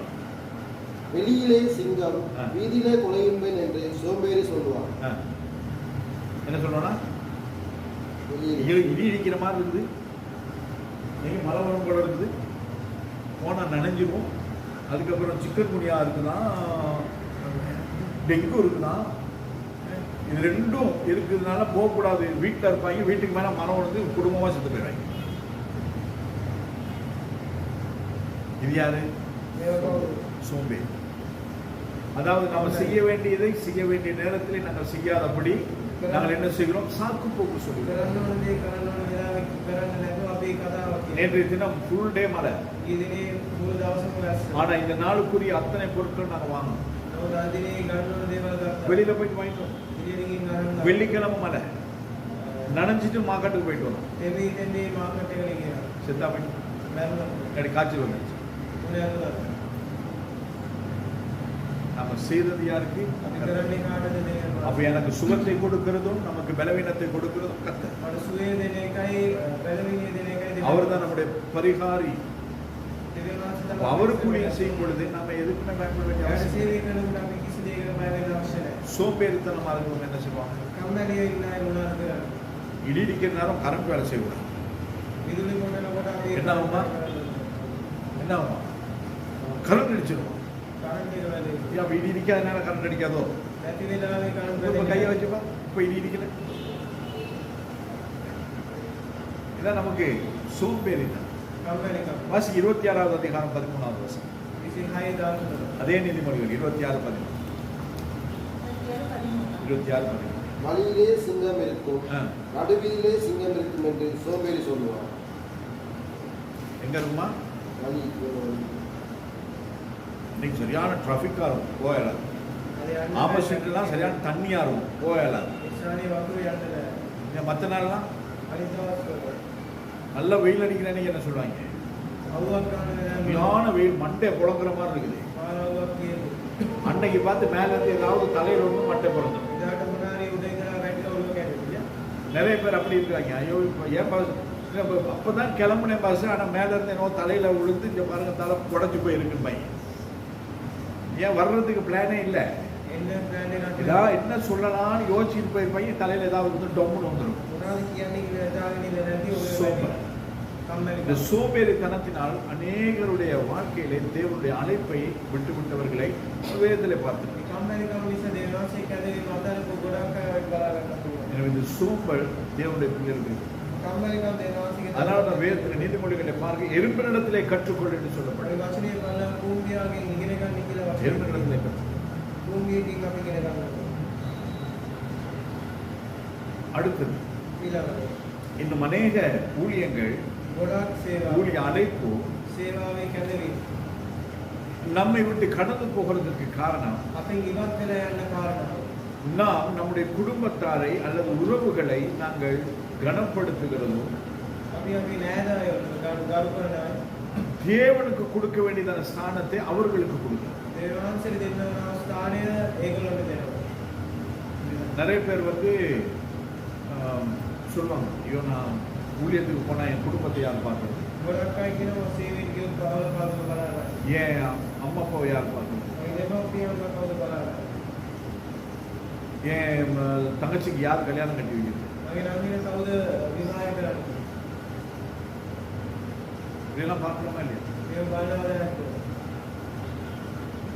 ஐயோ நான் இந்த காரியத்தை நான் செஞ்சுட்டா என் புருஷன் எனக்கு என்ன சொல்லுவார், මේ දේ කළොත් මගේ සමියා මොනවද ஐயோ நான் කියන්නේ? இதை செய்துட்டா என் மனைவி என்ன செய்வான், මේ කළොත් මගේ බිරිඳ මොනවද කරන්නේ? ஐயோ நான் இந்த ஊழியத்துக்கு நான் போயிட்டா என் பிள்ளையோட எதிர்காலம் என்ன ஆகும்? සේවයෙන් ගියොත් මේ දරුවන්ගේ அப்படின்னு சொல்லி අනාගතය உறவுகளுக்கு முக்கியத்துவம் கொடுத்து நாங்கள் ஊழிய தேவனுடைய அழைப்பை நாங்கள் என்ன செய்கிறோம், கீழ்ப்படியாமல் போய் கொண்டோம். නෑකම්ට වැදගත්කම දීලා දේවාංශයේ වශයෙන් අපි අතික්‍රම කරනවා. இதுவும் நம்முடைய வாழ்க்கையில ஒரு முக்கியமான பங்கை எடுக்கிறதை நாங்கள் மறந்து போவோம். මේ අපේ ජීවිතයේ ලොකු කඳුලක් ගන්න එක අපි என்னுடைய குடும்பம், உறவு, இதுகள் எல்லாம் இந்த பூமியிலே நாம் பாவம் செய்யாதபடிக்கு வாழ்கிறதுக்கு தான். මගේ පවුල නෑකම් ඔක්කොම මේ පොළොවේ මම පව කරන්නේ නැතුව ජීවත් වෙනවා. ஆண்டவர் ஏன் ஒரு ஊழியக்காரனுக்கு குடும்பத்தை கொடுக்கிறார், දේවාංශයයි සේවකයෙක්ට පවුලක් දෙන්නේ. எது கொடுக்கிறார்? මොකටද දෙන්නේ? தன் குடும்பத்தை நடத்த தெரியாதவன் சபையை நடத்த ඒ தெரியாது. පවුල දන්නේ அப்ப ஒரு குடும்பத்தை ஒரு ஊழியக்காரன் சரியாய் பராமரித்து நடத்துவானால் පවුලක් සේවකයෙක් හොඳට බලපෑම அவனுக்கு சபையை நடத்த தகுதி இருக்கிறது. එයාට සභාවක් කරන්න පුළුවන්. அதனாலதான் கர்த்தர் அந்த குடும்பத்தை முதலாவது கொடுத்து அவனை பயிற்சி ඒ வைக்கிறார். නිසා ඉස්සර දේවාංශ පවුලක් දෙන්නේ. ஆனால் அந்த குடும்பம் கர்த்தர் கொடுத்தது என்பதை அவன் மறந்து போகக்கூடாது. නමුත් මේ පවුල දෙවියන් වහන්සේ දුන්නේ කියලා මොකද? குடும்பத்துக்காக ஊழியத்தை அவன், ஆண்டுடைய அழைப்பை அவன் விட்டுவிடக்கூடாது. පවුල වෙනුවෙන් දේවාංශයේ කැඳවීම අතරින් නොකර. அதிலும் அவன் கவனமாக இருக்கும். මේකේ අපවේශම් වෙනවා. முதலாவது கர்த்தர், ඉස්සර දෙවියන් වහන්සේ. இரண்டாவது கர்த்தர் நமக்கு கொடுத்த கடமை. ඊට පස්සේ දෙවියන් වහන්සේ අපිට දීපු රාජකාරිය. அந்த கடமைக்கும் மேலாக ඒ රාජකාරියට තිබෙන්නේ கர்த்தர் நமக்கு கொடுத்த அழைப்பு. දෙවියන් වහන්සේ අපිට දීපු කැඳවීම. இன்னைக்கு நான் இப்பயும் கேட்கறதா, பிரதர் அங்கே ஏர்போர்ட்டில் வேலை செய்கிறார், போன முறையாக அது முதல் கேட்டேன்னு நினைக்கிறேன். பிரதர் ஏர்போர்ட்டில் வேலை செய்கிறாருக்குனால நாளை சிஸ்டர் நேராக உள்ளே போக முடியாது, நமக்கு வார்த்தையா ஏர்போர்ட்டுக்கு வேலை போக முடியுமா? මගේ අක්කා මේ සොවන්ඩේගේ போக முடியுமா? முடியாது. அக்கனே சோர்டேகே மல்லி ரைட் ரைட் அடிட் ரைட் முடியாது. මගේ අම්මා තමයි කාගිල්ස් එකේ සිකියුරිටි. ඉතින් මොකද මේ? சொல்லுங்கப்பா, அம்மா செக்யூரிட்டினா அம்மா தான் செக்யூரிட்டி, நீ அங்கே கிடையாது. அப்போ அம்மாவுக்கு ஸ்டோருக்கு போக முடியும், அம்மாவுக்கு புத்தாண்டே ஆட்டு. எனவே இதை நான் இப்படிதான் அநேகமான நேரத்தில் தேவன் எனக்கு கொடுக்கிற அழைப்பை மற்றவர்களுக்காய் நாங்கள் எடுத்து கொண்டிருக்கிறோம். யாருக்காகவும் கர்த்தருடைய அழைப்பை நாங்கள் விட்டுவிட்டோம். பேதுருவை அழைக்கும் பொழுது வைஃபையும் கூட்டிக்கு அப்படியே கூட்டார், எல்லாத்தையும் விட்டு ஏன் பின்னுக்கு அப்படிதான் இல்லையா? அந்திரேயாவை கூப்பிடும் பொழுது அப்படிதான், லூக்காவை கூப்பிடும் பொழுது வேலையை விட்டுட்டு வா, மத்தேயை கூப்பிடும் பொழுது வேலையை விட்டுட்டு வா. மத்தேயு வந்து டேக்ஸ் கலெக்டர், லூக்கா வந்து டாக்டர். அப்ப இவங்க எல்லாத்தையும் கூப்பிடும் பொழுது எல்லாத்தையும் விட்டுட்டு தான் வர சொன்னாரே ஒழிய எல்லாத்தையும் தூக்கிட்டு வான்னு சொல்ல. அப்படி நாம் அநேக காரியங்கள் நிமித்தமாய் தேவனுடைய அழைப்பை நாங்கள் என்ன செய்கிறோம், அழைப்புக்கு கீழ்ப்படியாமல் வாழ்ந்து கொண்டது. அதனாலதான் ஆண்டவராக இயேசு கிறிஸ்து சொன்னார், என் நிமித்தமாய் தன்னுடைய தாயையாவது தகப்பனையாவது மனைவியாவது பிள்ளைகளையாவது விடாதவன் எனக்கு பார்த்தது நல்ல.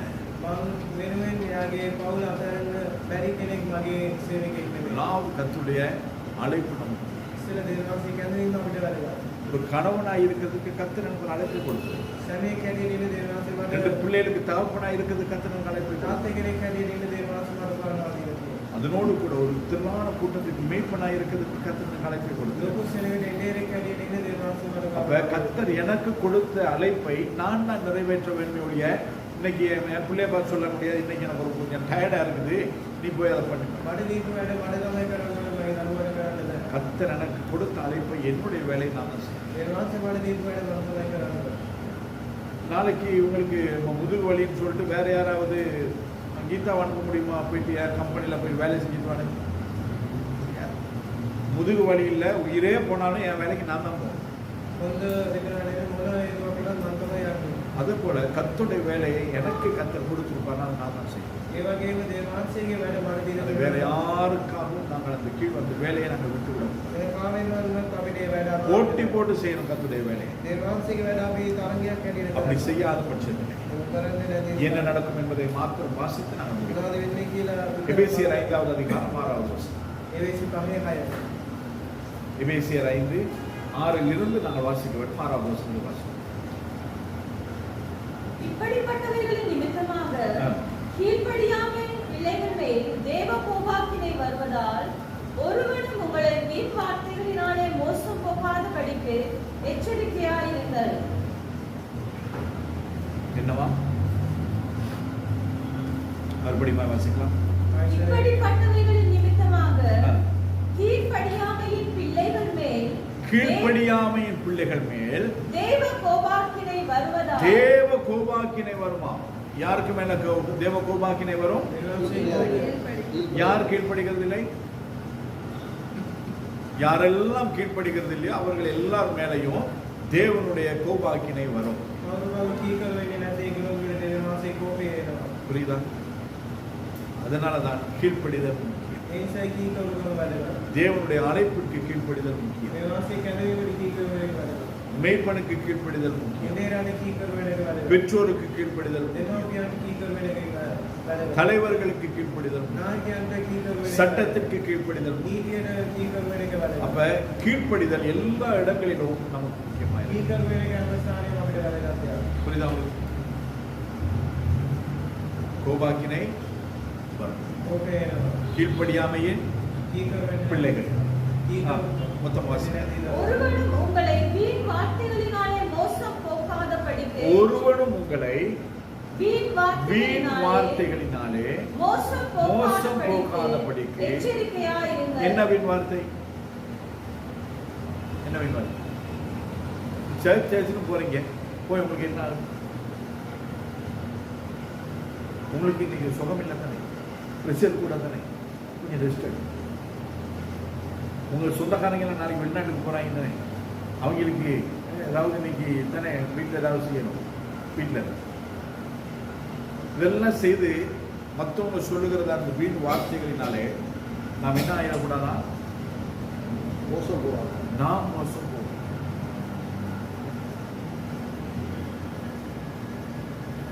இப்படிதான் தேவனுடைய அழைப்பு நமக்கு காண்பிப்போம்.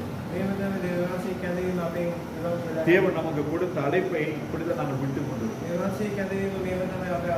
இதனால் நமக்கு என்ன உண்டாகிறது? தேவனுடைய கோபாக்கினை. எனவே தேவன் நம்மை அழைக்கும் பொழுது அந்த அழைப்புக்கு நாம் கீழ்ப்படியாமல் இருக்கிறதற்கு எந்த காரியங்களும் சில காரணங்களா இருக்கிறது. ஆசை, இச்சை, மாம்ச சிந்தை, மாம்ச இச்சை, புத்தி இல்லாத தனம், மயக்கம், அடிமையா இருக்கிறதற்கு விருப்பம் இல்லாமை, தேவனுடைய அழைப்பை விட இந்த உலகத்திற்குரிய காரியங்கள் நமக்கு முக்கியத்துவம் நம்முடைய வாழ்க்கையில பெறுகிறது. பயமில்லாத தனம், சோம்பேறித்தனம், இதை விட நம்முடைய குடும்ப உறவுகளுக்கு குடும்பத்தார் நமக்கு என்ன சொல்லுவாங்களோ என்பதான அவர்களுக்கு கொடுக்கிறதான ஸ்தானம், இது எல்லாத்தின் நிமித்தமாகவும் நமக்கு தேவனுடைய கோபாக்கினை வருகிறது மாத்திரமல்ல, தேவனுடைய அழைப்பையும் நாங்கள் இழந்து போகிறோம் என்பதை நாங்கள் மறக்காதபடி தேவன் கொடுக்கிற எந்த ஊழியம் நான் சின்ன பிள்ளைகளுக்கு படிச்சு கொடுக்குறீங்களா? சமைக்கிறீங்களா? சர்ச் அரேஞ்ச் பண்றீங்களா? சுவிசேஷம் சொல்றீங்களா? எதை கர்த்தர் செய்ய சொன்னாலும் அதற்கு கீழ்ப்படிங்க. கர்த்தர்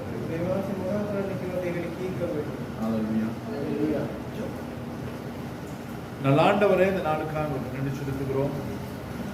தேவரே, இந்த நாளிலே உடைய சமூகத்திலே உடைய பாதத்திலிருந்து கற்றுக்கொள்ள எங்களுக்கு இறக்கம் செய்தீரே. ஆண்டவரே, உடைய அழைப்புக்கு கீழ்ப்படிய முடியாதபடிக்கு நம்முடைய வாழ்க்கையிலே ஏதாவது இருக்குமானால் அது இன்னும் எங்கள் வாழ்க்கையிலிருந்து அகற்றி தேவரே உங்களுடைய அழைப்பிலே நாங்கள் உறுதியாயிருக்க, அதை பற்றி கொள்ள, இந்த அழைப்பிலே நிலைத்திருக்க, இந்த அழைப்பிலே நடக்க, இறுதியிலே உங்களுடைய சமூகத்திலே உங்களுடைய சன்னிதானத்திலே ஆனந்தமாய் பிரவேசிக்க கர்த்தர்களுக்கு இறக்கம் செய்யும். கற்றுக்கொண்ட உங்களுடைய பிள்ளைகளை பிதா குமாரன் பரிசுத்த ஆவியாக திரியேக தேவனுடைய நாமத்தினாலே நான் வாழ்த்தி ஆசீர்வதிக்கிறேன். ஆசீர்வதிப்பினால் நேரலிலே கேட்கிறதான கற்றுக்கொள்கிறதான பிள்ளைகளுக்கும் இது பிரயோஜனமாயிருக்கும். ஊழியத்தை வர்த்திக்கப்படும் ஆசீர்வதி இயேசு கிறிஸ்துவின் மூலமாய் பிதா.